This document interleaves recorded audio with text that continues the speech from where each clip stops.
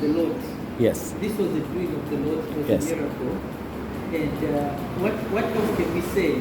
This is exactly how the Lord was working. You know, in the New Testament, we see God working with people on the ground, the disciples. And the disciples, you know, they were very attentive. Whenever the voice of God is speaking, they'll respond.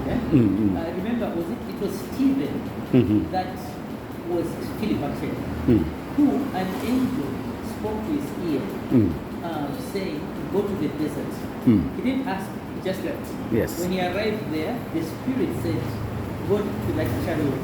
And he went to the chariot, not knowing what was happening. When he arrived there at the chariot, he found the vessel speaking the book of Isaiah, and then he realized that this was a task. So for me, the way I came to was a miracle. I contacted somebody on Facebook. I've forgotten. We didn't do introductions, but he asked me to join the English church online, which I did. But I replied to him saying that I want to go to a physical church. I don't mind the language barrier. But he didn't read that part. He just sent me the Zoom link because I was insisting I want to go to a church physically. So I joined the Zoom link. You may have noticed when I walked in the church, I had a piece on my ear because the English church here in Goa was still running the Sabbath school. That is why So when I walked in, I was still with the English church. I was just waiting for them to close the Sabbath, and thereafter I closed the Zoom link. But with what I've heard today, this was the calling of the Lord. Because I could have stayed at the hotel, have Sabbath in a nice hotel, Yes. and afterwards close room, let's sleep. You know.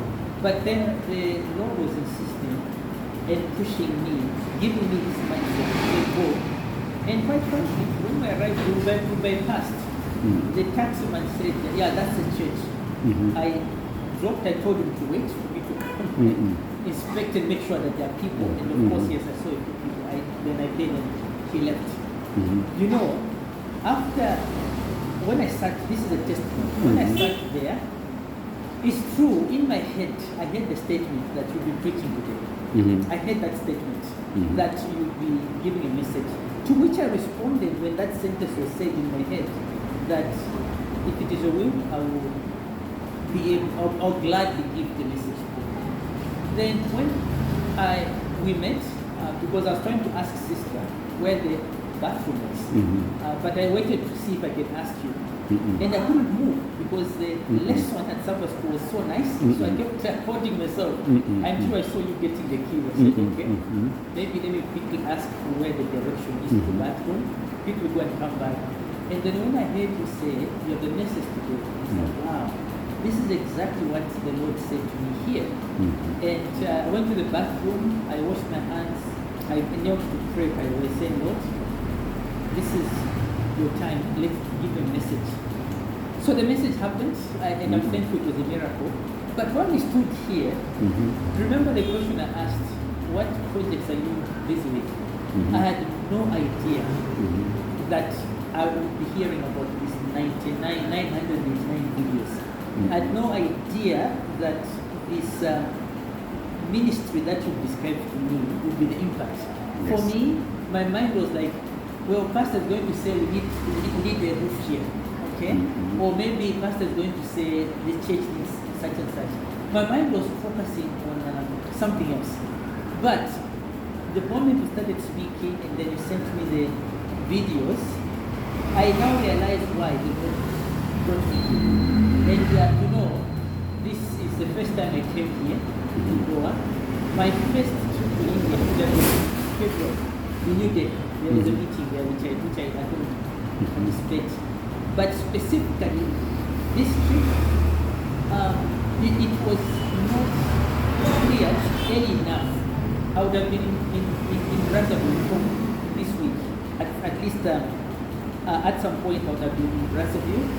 But the Lord made it in such a way that I come and to listen to these great works that we talked about. I mean, this to me is a confirmation that the Lord had a purpose. I think that we have to watch and see how God is going to work here. And like I said, I'm willing to be used. I'm willing to be of service somehow to further the gospel in practice, the gospel that we even sharing, because I believe in practical ministry, in the works of our Lord Jesus Christ when he was reaching out to the poor, to the sick. He gave us the parable of the Good Samaritan. It's exactly what we're talking about here. It's the reason why Jesus Christ said, you always have the poor. And we have to realize that the poor always with us. But we need to make sure that in as much as we are speaking the gospel, we are also living and doing the gospel. So to me, this entire 1 hour or so plus we've been talking, I'm just amazed as to, and knowing I had no idea what God was going to do here. I thought after the message, I'll go back to the hotel, go to the beach, sightsee, and then sleep. But the moment you told me here that we have, you held your phone like this, and you said we have ministries and testimonies, and then you described the project, and then you sent me the videos. I said, wow. Now I'm beginning to see why God made it in such a way that on this very day I should visit you, and God bless you and everything you're doing. Like I said, I've never seen this level of practical ministry in my entire life as an Adventist. I know that others that could have been doing this, but I haven't encountered, this is the first time I'm encountering such practical Christian activities for the homeless, for the underprivileged, for the people in need. Now remember, Jesus Christ said, do to others like you want it to be done to you. Because we speak about other people who would have been the ones there.